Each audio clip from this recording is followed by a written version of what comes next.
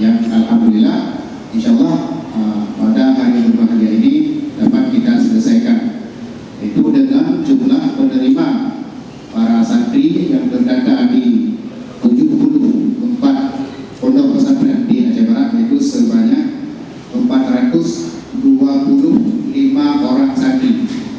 Ini sesuai dengan kuota yang telah ditetapkan oleh Dewan Pertimbangan Syariah Baitul Mal Kabupaten Aceh Barat.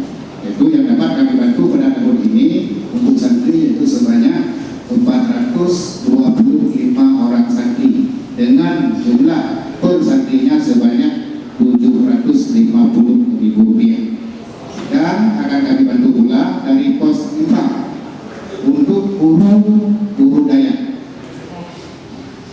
Jadi untuk guru Dayak ini sebanyak kami bantu pada tahun ini 250 orang guru.